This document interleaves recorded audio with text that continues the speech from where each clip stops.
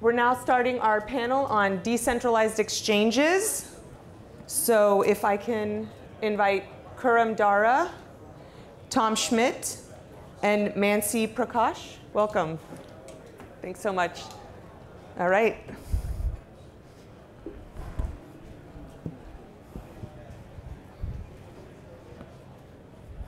So I figured we could start with brief introductions.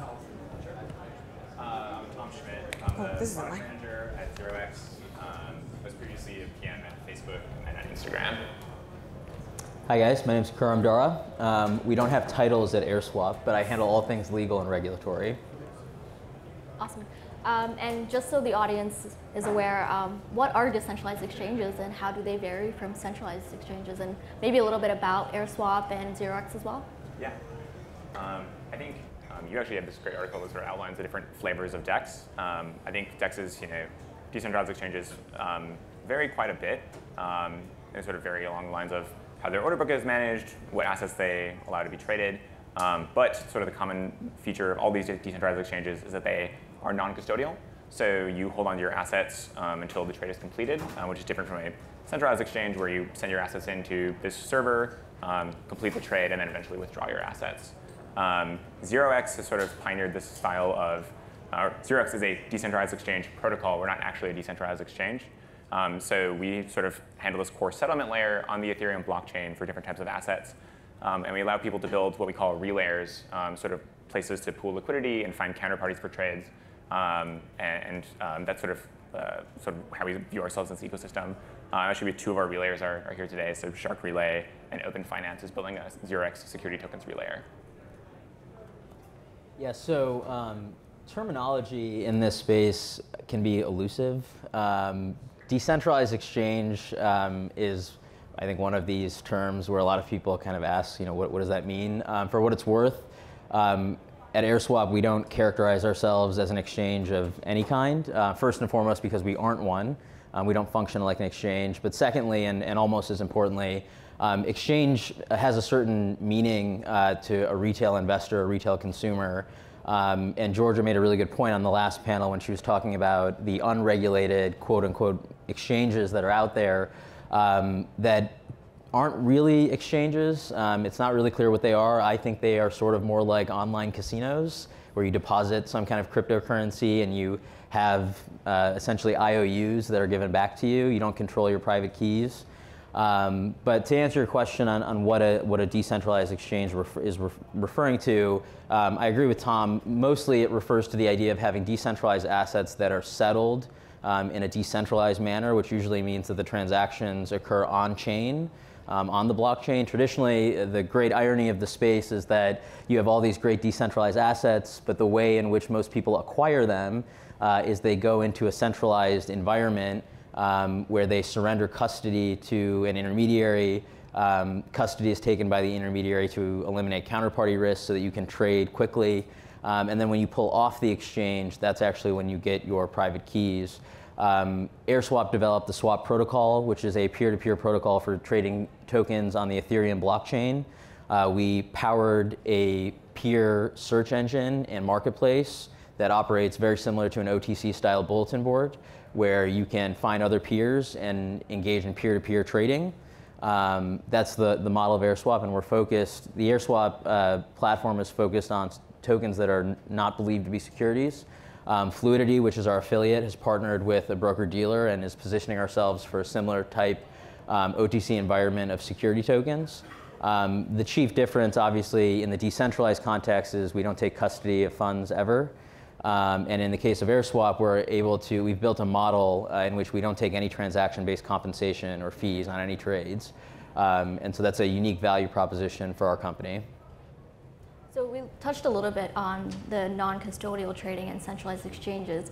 I'm curious how you guys view centralized exchanges that are starting to offer non-custodial trading. So maybe a little bit about Paradex and 0x as well. Yeah, that's a good question. So Paradex is a 0x relayer that was recently acquired by Coinbase.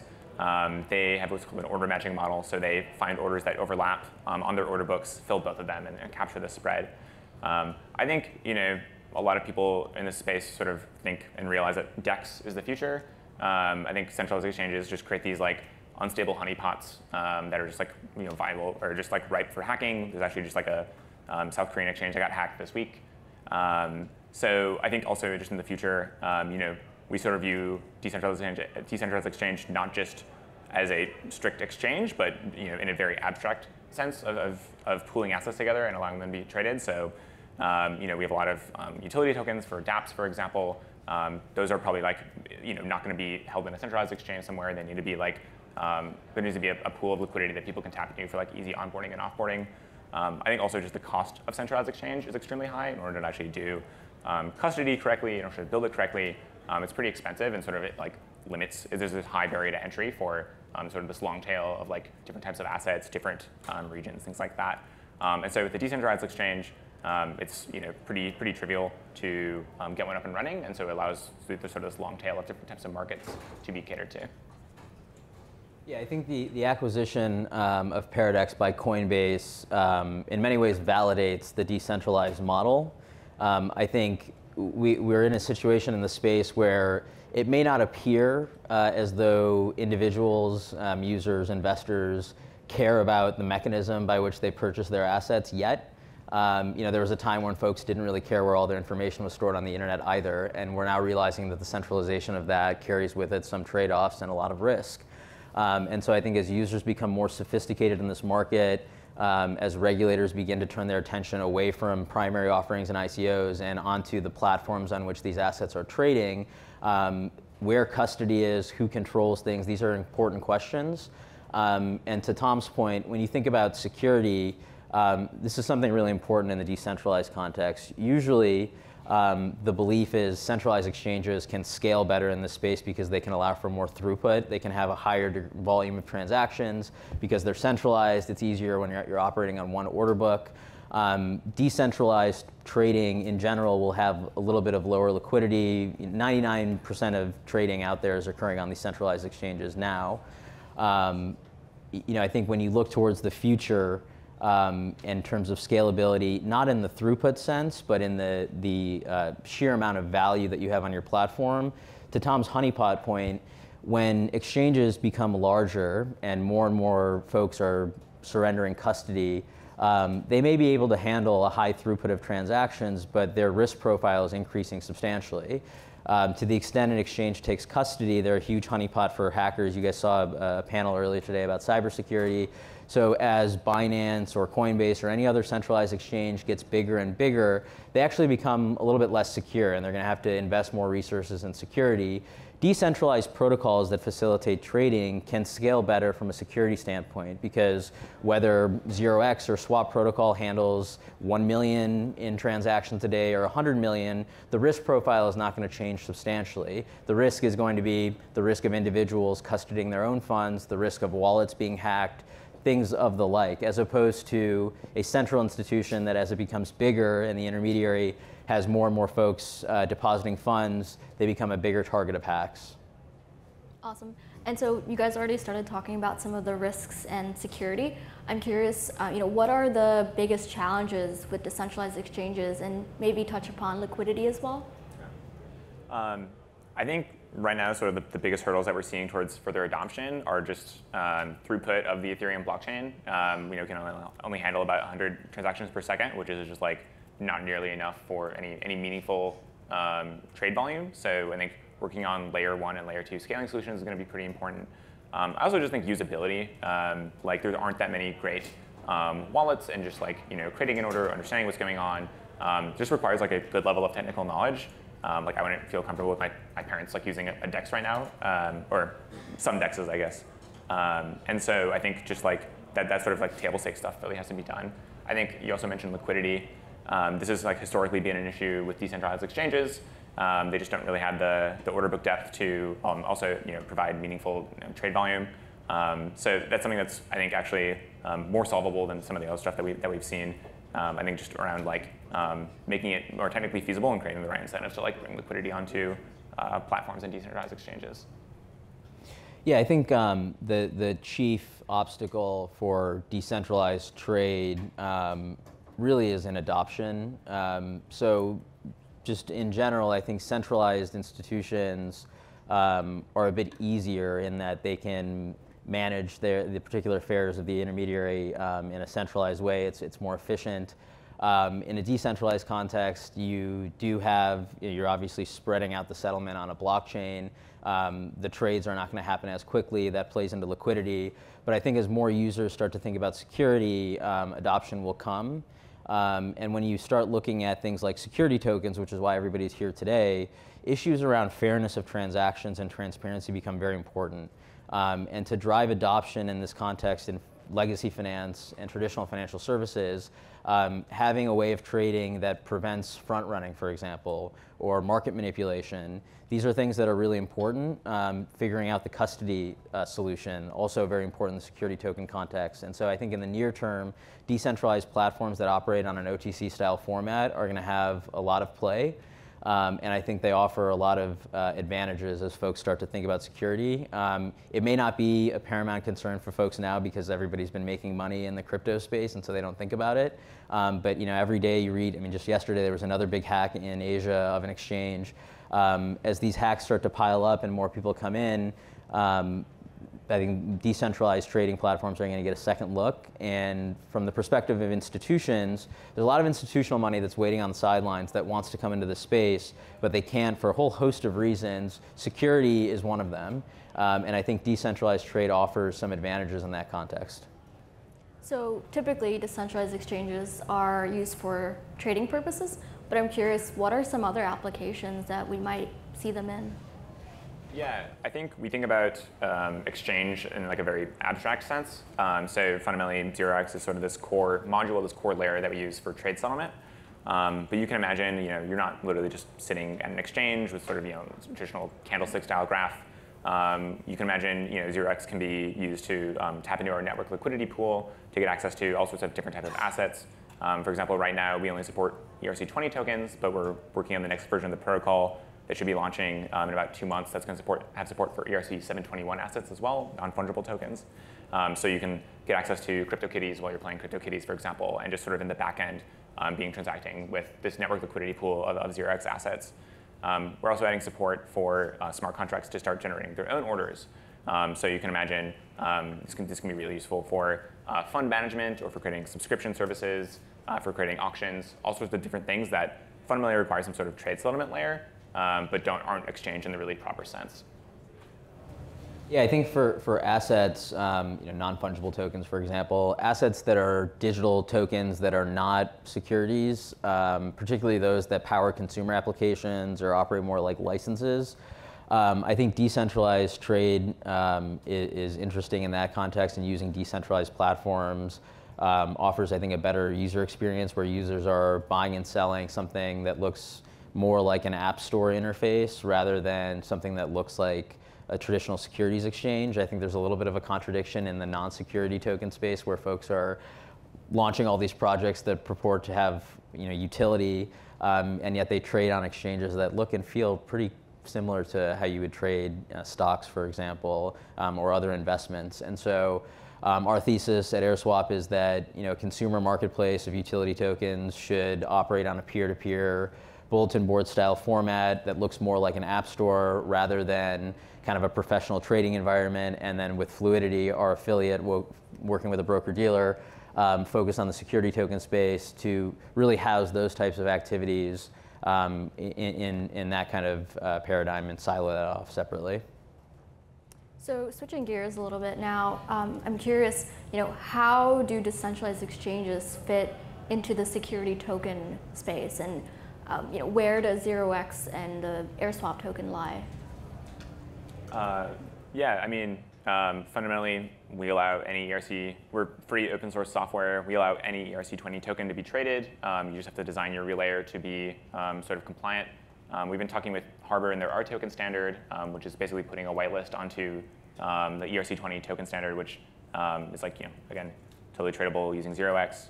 I think the appeal of decentralized exchange is maybe a little bit lower for security tokens, just because that custody aspect is less important. If I hack into a centralized exchange and steal somebody's security tokens, I don't own the deed to their house or something like that.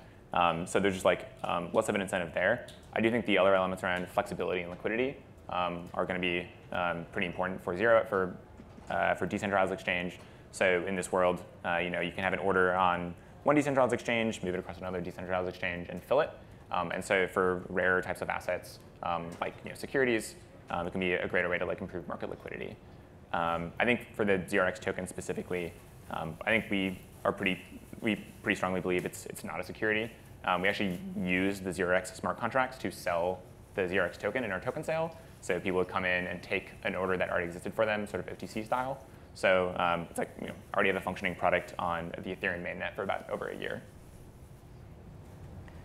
Yeah, I think the decentralized trading platforms and protocols that are out there are actually going to have a very big role to play in the security token space. And part of the reason why, so AirSwap, our team, we joke that we're a little bit of an older startup because most of us have had some experience previously, and most of us come from either Wall Street or other financial institutions.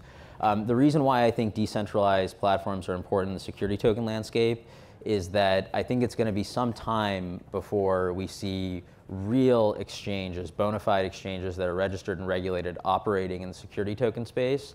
I think, and this reminds me of when I was working kind of on the ICO and token sale space, everyone used to say, the issuers come up to me, it's like, oh, I have a token, it passes the Howey test, done. And now I feel like everyone's coming up to me and says, hey, I just bought an ATS, we're good, right? We'll start having an exchange.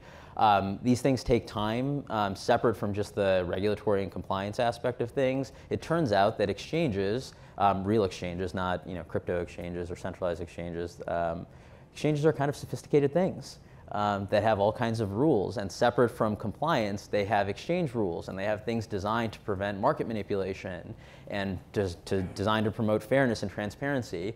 It's going to take time for those things to develop.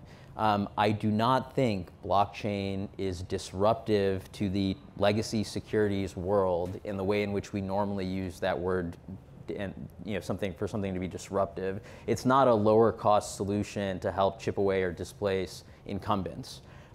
If us three have a blockchain, that's quite useless if it's just us three on it. I think blockchain technology and legacy finance is going to be foundational. And so if you get all of the settlement layer to be on a blockchain, if all of the securities on the New York Stock Exchange are now settled on a blockchain, whether that blockchain is a totally open public blockchain or a permissioned one, I think is also an open question. I think until and when all of that develops, I think we'll start seeing people move in the direction of kind of mass adoption of security tokens. But until that time, I think most of the secondary trading is going to take place peer-to-peer, on bulletin board style in an OTC fashion. And until somebody solves the custody issue, which I don't believe there's yet a good answer to for ATSs, I think that's really the world that we're looking at. It's going to take some time. Anybody who's actually worked on a capital markets deal, even just a run-of-the-mill 4A2 private placement, not even where you don't have to do a Form D, you're not even doing anything. There's a lot of coordination between multiple parties. It's not just a matter of hiring a lawyer and doing some paperwork and boom, you have your offering. These offerings require coordination among different market participants. And as a coordination technology, blockchain has a lot of potential, but it's going to take some time for everybody to adopt onto that standard and system. And until that happens, I think the peer-to-peer marketplaces and peer-to-peer trade are going to reign supreme. So we have about 5 minutes left, and I wanted to touch upon regulation. How do you guys kind of see that playing into the space as well? And you kind of started to touch upon that. Yeah, I mean, it's a lot of what I mentioned previously. Peer-to-peer platforms find themselves in a unique position from a regulatory perspective in that in most cases what's being offered is software, and peers are executing transactions, and transactions are being settled on-chain.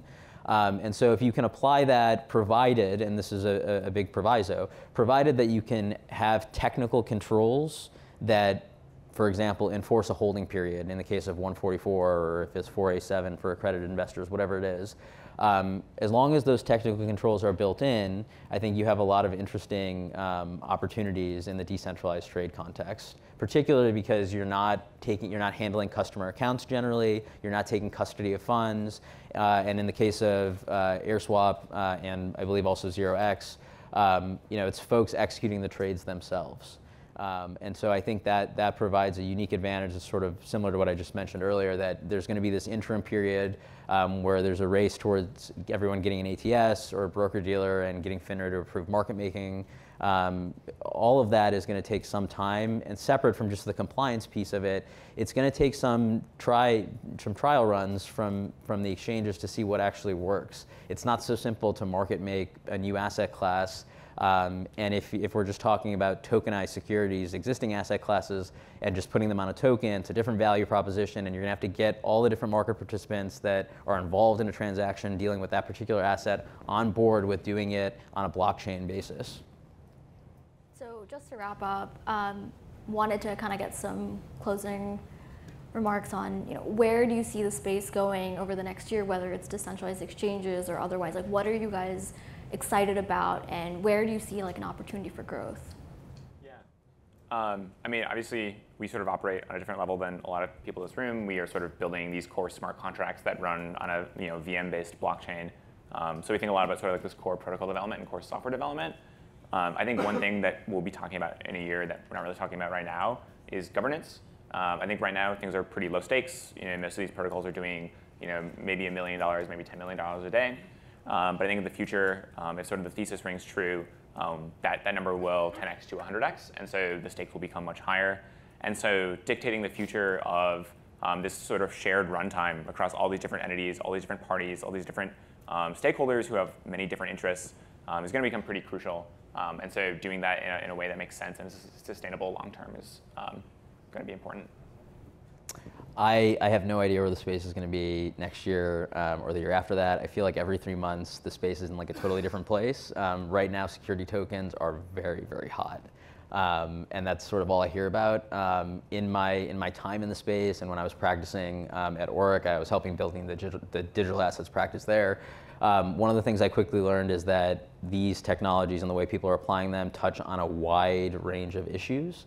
And so one of the things that I'm looking for in the future is to look at and see which projects survive and which don't. And I think the ones that survive are going to be the projects that are thinking about the full stack and thinking about the life cycle of a transaction, not just focused on here's just the protocol, or here's just the exchange, or we're going to focus just on liquidity.